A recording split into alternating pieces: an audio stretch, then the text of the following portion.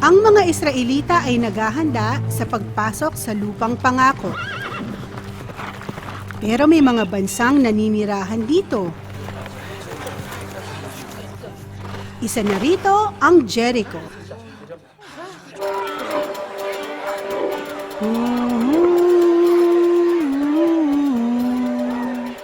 Rahab, Sahir, ito isang napakagandang araw. Huwag kang lumapit. Sahir, kailan mo kinausap ang babaeng yon? noong isang araw, Huwag mo nang uulitin. Masamang babae siya. Huwag mo siyang pakinggan kahit tumingin sa kanya. Naririnig mo ba ako, Sahir? opo, Nay, Ah, sino sila? Naku, Tingnan mo ang ginawa mo. patawad po, pero papuntang Jericho ang mga Israelita. sino ang mga Israelita? Ang mga tao ni Yahweh, ang Diyos ng langit at lupa. May sarili din tayong Diyos. Iingatan tayo ni Baal. Paalam, Rahab. Tingnan natin, Ahmed, Asad, Ruba. Ginulat mo ako, Rahab. Nagdala ka ng tubig? Inay, nasa panganib ang ating lungsod. At wala tayong magagawa.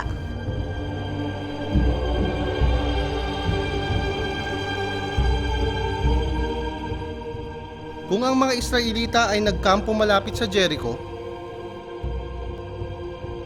kailangan nating maghanda na makipagdigma. Doblehin ang mga gwardya. Usisain ang bawat panauhin at isara ang pasukan sa syudad tuwing gabi. Laging handa ang ating mga kawal, kamahalan, at matatayog ang ating pader. Akala ni Haring Sinon na malakas siya, pero tinalo siya ng mga Israelita. Ganoon din si Haring Og. Pero ako, hindi ako matatalo.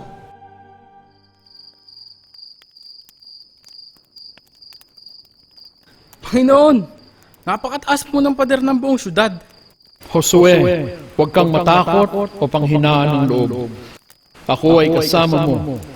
Hindi kita iiwan o pababayaan.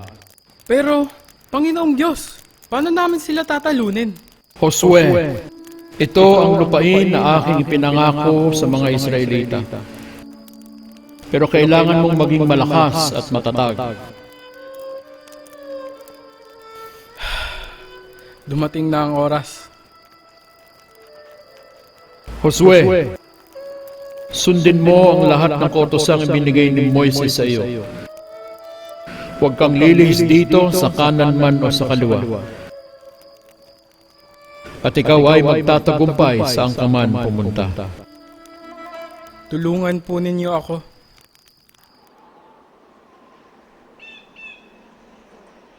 Napakataas at batong matibay. Napakatibay ng pagkagawa at napalibutan ng buong syudad.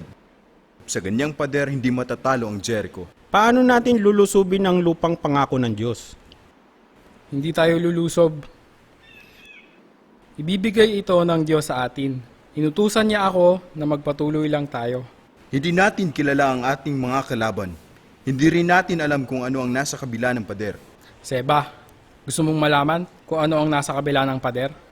Pumasok kayo ni Nakor at alamin ninyo kung ano ang syudad at dalhin ninyo sa akin ang balita. Makakaasa ka, Josue. Patnubayan kayo ng Diyos. Bilisan natin, Nakor. Isasarado nila ang pasukan paglubog ng araw.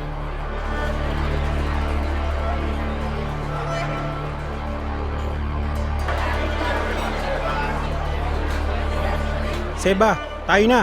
Kailangan makakita tayo ng matutuluyan sa magdamag.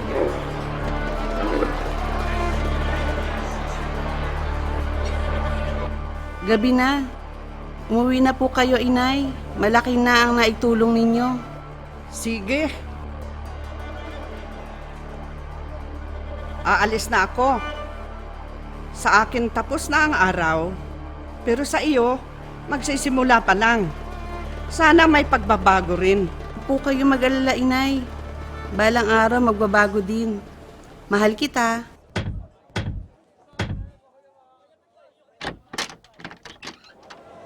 Sumaiyo ang kapayapaan. Kami manglalakbay nagmula sa bansang malaki at makapangyarihan. Pwede ba kaming magpalipas ng magdamag sa bahay mo? Huwag! Mga Israelita sila. Tuloy po kayo.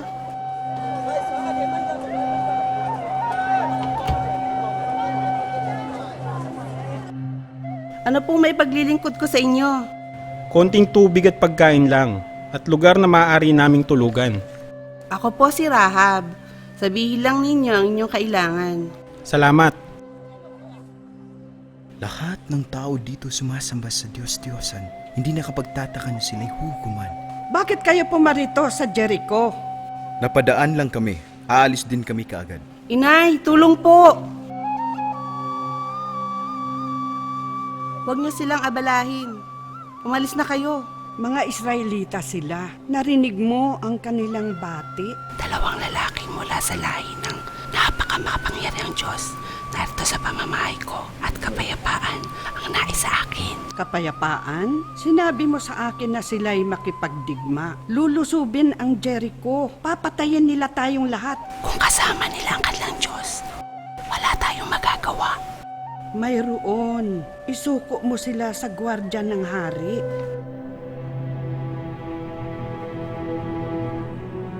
Takot ang ating mga sundalo. Kulang pa. Mataas na pari. Kulang pa. Dagdagan mo pa ang sakripisyo sa ating Diyos-Diyosan.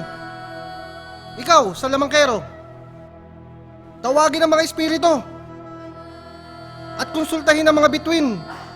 Ikaw, albularyo, gayumahin ang mga Israelita. Mahal na hari, may 2 Israelita na espiya. Nasa bahay sila ni Rahab. Ano po ang aking gagawin? Natatakot ka ba, General? Hindi po. Hulihin sila at dalhin dito. Masusunod. General, kapag sila'y tinutulungan ni Rahab, patayin siya.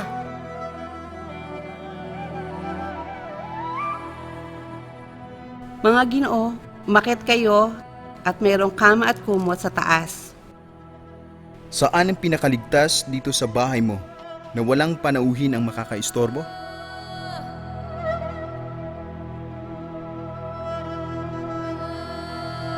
Umakyat ka sa bubong at magtabon ng mga bungkos ng lino. Gantimpalaan ka nawa ng dakilang Diyos. Salamat. Inay, bakit nasa bintana ka? Baka masipon ka. Naririnig ko mga kabayo sa malayo. Naghahanap ang mga sundalo. Kailangan ipaalam natin sa kanila na may mga Israelita dito. Kung hindi, baka patayin tayo. Hindi, Inay. Sila yung mga lingkod ng Diyos ng langit at lupa. Buksan ang pinto. Pinaghahanap tayo, Nakor. Huwag matakot, Seba. Iingatan tayo ng Diyos. Paano natin kakalabanin ng Diyos? Hindi natin Diyos, ang Diyos nila, Rahab. Ibibigay mo ba ang buhay mo sa Diyos nila o gusto mong maligtas? Inay, anong gagawin ko? Isuko mo sila. Halughugin ang bahay. May 2 Israelitang pumasok sa bahay mo. Oo, mga Ginoo. Pero umalis na ng dumilim. Pag nagsisinungaling ang babae, patayin siya. Hindi ko po sila kilala at kung saan sila galing. Rahab, sabihan mo sila. General, nakita ko sila naglalakad dyan. Baka abutan niyo pa. Kayo, bumaba dyan. Habulin natin sila. Trinaidor mo kami.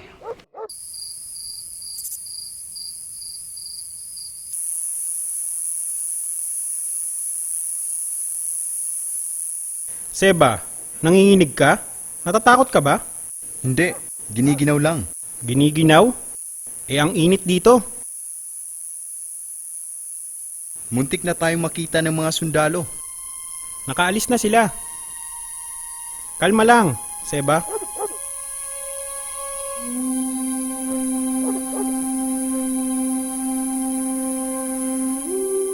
Alam kong ang Panginoon, ang Diyos ng mga Israelita, ang nagbigay sa inyo ng lupang ito, Kaya ang taga Jericho nanginginig sa takot.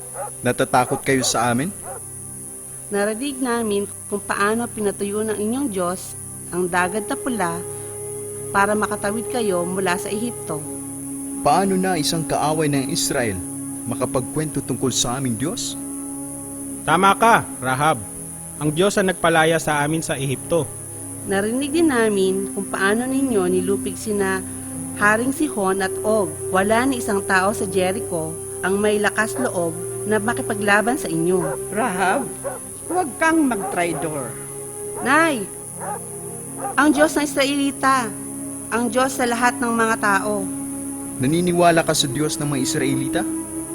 ang Diyos ng langit at lupa, nakikiusap ako, ipangako ninyo, ililigtas niyo ako, aking ina, ama, at mga kapatid, katulad ng pagligtas ko sa inyo. Ipangako ninyo na iligtas kami sa kamatayan. Sumusumpa kami. Kapag hindi mo kami tinraidor, Rahab, tutuparin namin ang pangako. Pag-amin na ang Jericho. Hindi ko kayo trinaydor. Halina kayo. Anong ginawa mo, Rahab?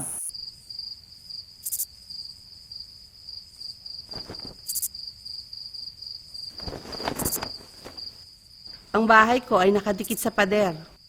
Bumaba kayo gamit itong lubid para makalabas kayo sa syudad. Hindi kayo makikita ng mga sundalo kapag magtago kayo sa mga bundok. Maliligtas lamang ang mga tao na kasama mo sa bahay. Rahab, itong pulang tali ang magiging palatandaan. Itali mo ito sa bintana nang makilala namin ang bahay mo sa araw na manalo kami sa digmaan. Naiintindihan ko. Patawad, General. Pero mukhang nababahala kayo dahil ba hindi nakabalik sina Siba at Nakor. Nag-aalala ako sa kanila. Pero may iba pang dahilan kung bakit hindi ako makatulog. Nandito na kami, Josue. Nakor! Seba! Seba! Sabihin mo, anong natuklasan ninyo sa kabila ng pader? May nakilala akong babae. Ano ba, Seba? Huwag kang magbiro. Hindi yan ang misyon ninyo. Patapusin mo ako, Josue. Nakakilala ako ng babae na may pananampalataya. May pananampalataya sa kabila ng pader. Pananampalataya? Totoo. Si Rahab, isang dayuhang babae. Pinagsapalaran ng kanyang buhay para kami tulungan. Naniniwala siya sa ating Diyos at sa mga ipinangako sa atin. Makapagtataka. Ikwento mo, Seba. Siya ba'y sa panig natin o kaaway? Siya hindi Israelita, pero hindi natin kaaway. Naiintindihan ko na. Anong ibig mong sabihin, Josue? Noong isang araw, may kakaibang lalaki na may hawak na espada ang lumapit sa akin. Hindi ko alam kung ako'y susugurin o hindi. Kaya tinanong ko, ikaw ba'y panig sa amin o sa aming kaaway? Sumagot siya katulad mo, Seba. Sinabi, hindi alinman sa dalawa. Pero sino siya? Josue, may tinuturo ba ang Diyos sa atin? Mas malaki ang kanyang hukbo kaysa sa mga Israelita. Palagay ko, Seba, wala akong maisasagot pero nakakatiyak ako. Malapit na ang araw ng digmaan.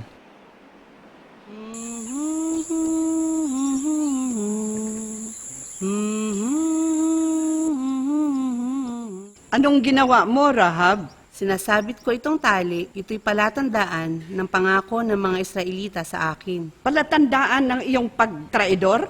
Makakapagligtas ito sa ating inay. Kapag ibinigay na ng Diyos ang syudad sa kanila, wala silang sasaktan sa mga nasa loob ng aking pamamahay. Tigilan mo na ang kaiisip sa kanilang Diyos. Dapat na sa templo tayo magmakaawa sa ating mga Diyos. Inay, kahit lahat ng Diyos-Diyosan ng Ehipto, hindi makakatalo sa kanila. Kabilang ka sa mga tao dito, Rahab. Kalaban ka ng mga Israelita. Naintindihan mo man o hindi, pag nilusob ng Israel ang Jericho, mamamatay ka rin kasama ng lahat. Sarado na lahat ang mga papasukan. Nakahanda ang ating kasundaluhan para sila'y hadlangan. Wala silang magagawa para tayo'y matakasan. At ang mga Israelitang espiya? Natakasan tayo. Pero wala silang natuklasan. Tumakbo silang parang mga manok. Hindi sila babalik.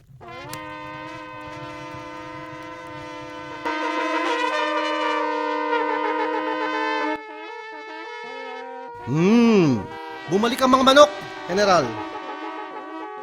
Ngayon, tayo'y nasa digmaan na. Natatakot ka o lahat ay kontrolado? Hindi. Ay, oo. Ang ibig ko sabihin, hindi. At oo.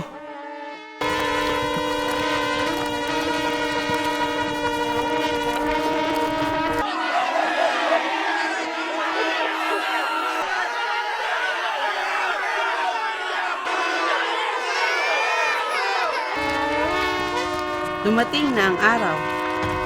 Rahab, pakibukas ng pinto. Sahir, anong ginagawa mo dito? Natatakot ako. Hindi ko makita ang aking ina. Makinig ka, Sahir. Kapag nagsimula ng labanan, magtago ka dito sa bahay ko. Ipinangangako ko, walang masamang mangyayari sa iyo dito. Hahanapin ko sila. Ito na ang ating pagkakataon. Kapag naipabagsak natin ang pintuan, magugulat sila. Mahusay kang mangdirigma, Seba, pero maliwanag ang utos ng Diyos. Siya ang ating general.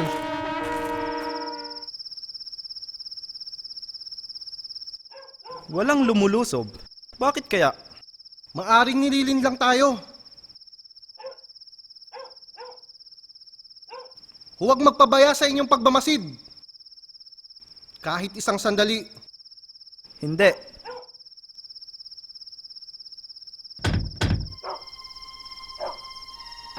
Inay, alam kong ayaw mo akong kausapin, pero nagmamakaawa ako.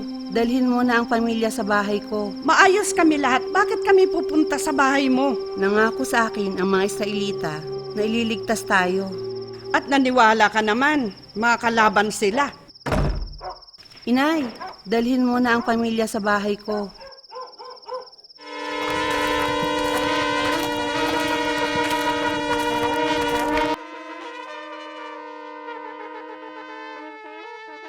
Naiinip ako.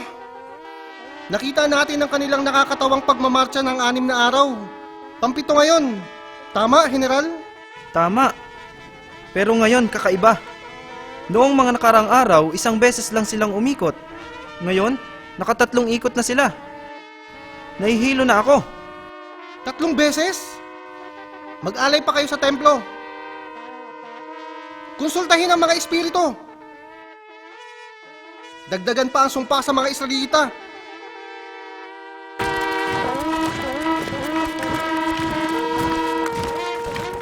Hindi pa rin, Josue. Seba, maghintay lang at magtiwala sa Diyos. Nakapitong ikot na ngayon. Kailan nila kami ililigtas? Nanay, dumating na kayo? Papa, Ahmed, Asad, Ruba. Ang bahay mo ang pinakaligtas. Kapag nakapasok ang mga Israelita sa Jericho, tatakas tayo sa pader katulad ng ginawa ng mga espiya. Hindi na kailangan. Maghintay at magtiwala lamang. Ngayon, sumigaw kayo ng buong lakas. Ibinigay na sa atin ng Diyos ang syudad.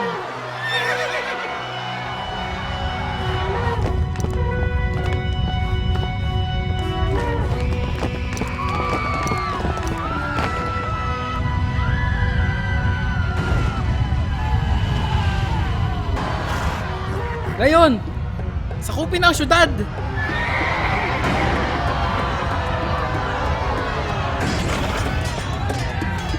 Nakor, Seba, alam na ninyo ang dapat gawin.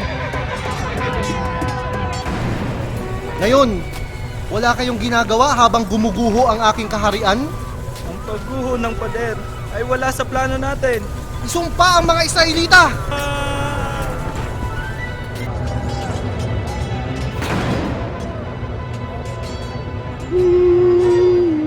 Mamamatay tayo. Rahab, sinabi mo na walang mangyayari sa akin dito. Hindi ko makita ang aking ina. Totoo bang walang mangyayari sa akin dito? Nakikiusap ako. Huwag niyo saktan ang aking pamilya. Rahab, tumayo ka. Nakita namin ang pulang tali sa may bintana. Nandito kami para iligtas ka at ang iyong pamilya, katulad ng aming ipinangako. Sumunod kayo!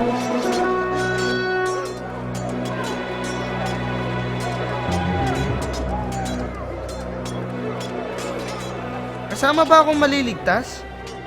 Nasa pamamahay ka ni Rahab, di ba? Halika na.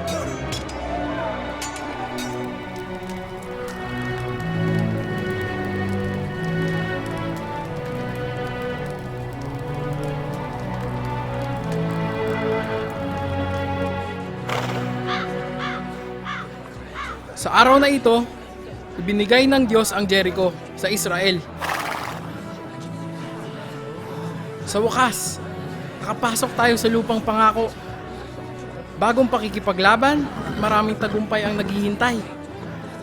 Alam natin na ang kaligtasan ay nagmumula sa Diyos. Salamat po sa pagligtas niyo sa akin at sa aking pamilya. Nawa ay lagi kayong patubayan ng Diyos ng langit at lupa. Kami mag-anak ay maghahanap ng matutuluyan sa kabilang ilog. Rahab, ang pananampalataya mo ay sa isang tunay na Diyos.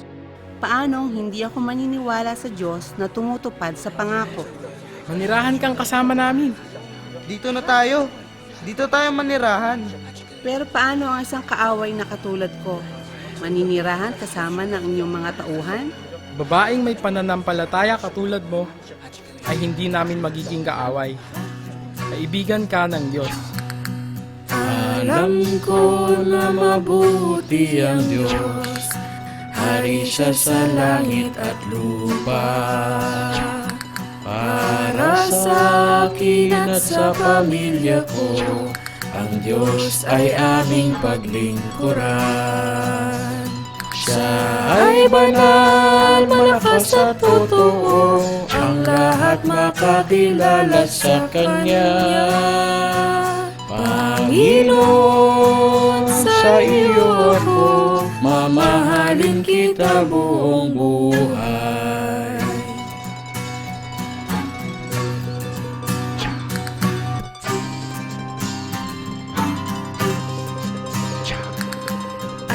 Alam ko na mabuti ang Diyos, hari siya sa langit at lupa.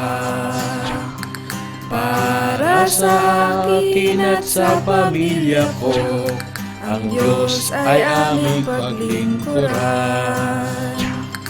Siya ay banal, malakas at totoo, ang lahat makakilala sa Kanya. Panginoon, sa iyo ako, mamahalin kita buong buhay. Siya ay banal, malakas at totoo, ang lahat makakilala sa Kanya. Panginoon, sa iyo ako, mamahalin kita buong buhay.